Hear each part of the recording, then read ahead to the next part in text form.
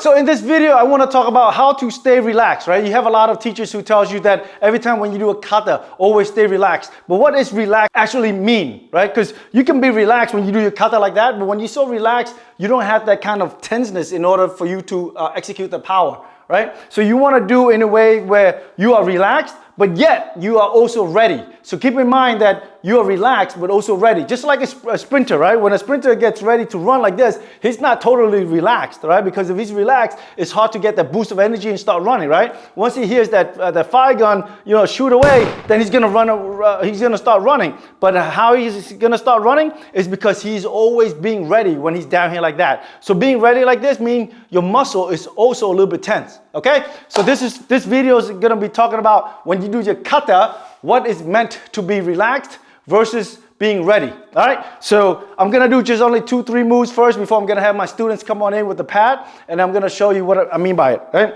So when you do your kata, let's say the first kata, fuga knee, you step like this, your body relax, and you go block and you go punch. See, that's just too relaxed, right? You want to go relax this way here, but my body's ready in order to explode. So itch like that. Okay? Knee.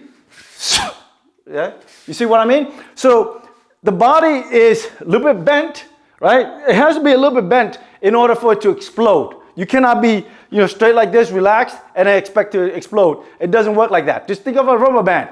When the rubber band is relaxed and you let go, guess what happened? It's gonna drop and it's gonna stay relaxed, right?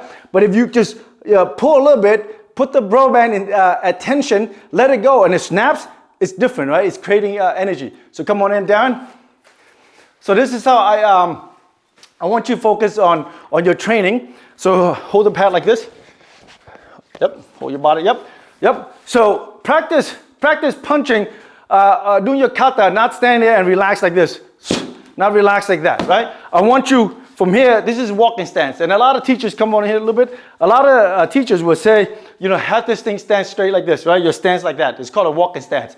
But for us, it's different. Walking stance is supposed to be bent, right? This is bent, and this is also bent like that. It's like you're ready to bounce, right? So when you see some of these competitors who fight in a match, they bounce like that, and it has meaning to it. It's not like they just bounce for the heck of it, right? They bounce for the meaning because they bounce in order for them to create momentum, in order for them to hit. So just like this here, bend a little bit. This way here, I'm being ready, and I go zoom, right? I go zoom, right?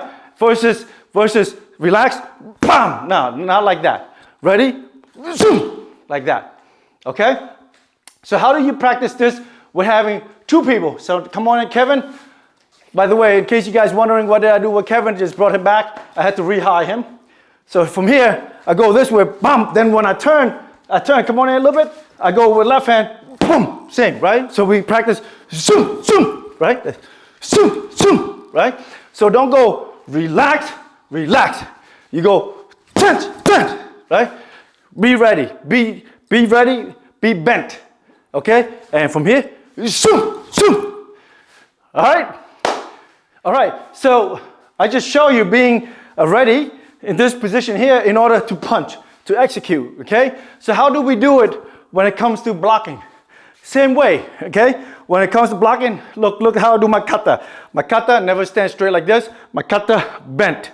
See my knee bent a little bit, my body up here, bent a little bit, yoy. And from here, look how I block. I don't step and block. I explode my whole body this way. See that? My whole body. See? Right? Here we go. Now, you might say, but this doesn't look nice. Right now, I'm teaching you how to be ready and execute, because when you fight, really, it doesn't need for you to look nice. When you fight, what makes it important is, can you knock your opponent down, okay? Fighting is not about being aesthetically pleasing for the opponent's eyes, right? Fighting is for you to knock him down, because if you can't knock him down, you better find a path for you to run away, okay?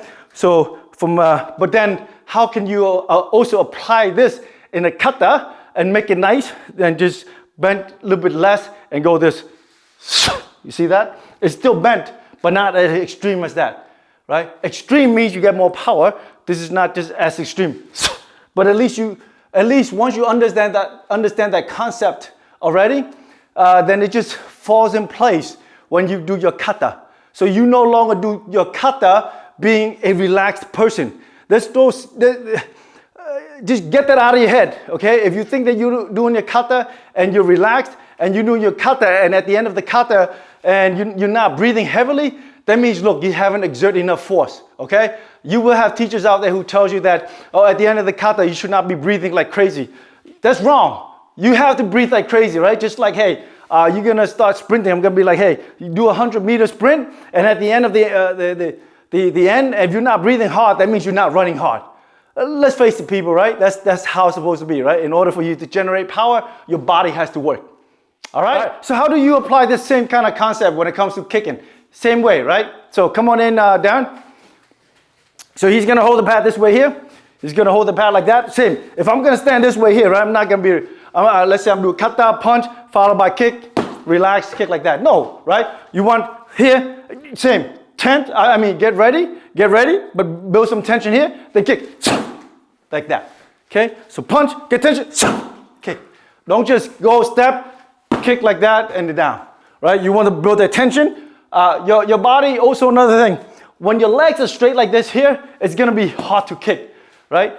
In order for you to kick right, the front leg has to be bent. Or whatever the leg that is on the ground needs to be bent. Because when it's bent like that, it gives room for you to bounce in order for you to send the other leg up. Like that. Right? Or a roundhouse, stand this way, bounce, bend, and bounce, and this way. Okay? But never straight like this here, relax, and then do that. Right? That just doesn't work. Well, it can work. It just has no power behind it. Okay? So same thing, hold this way. Same thing, side kick, right? Side kick, I'm not gonna stand this way here. I'm gonna do that, right? Or do the tip, whatever, right? You want a power, you have to be bent. Bend, and then bum, right? You got bending, bum, okay? I don't wanna kick too hard before he's gonna be flying away from me and I have to find another guy to replace Darren, okay? So, if you like what you saw so far, please click like, subscribe, and I'll see you in the next video.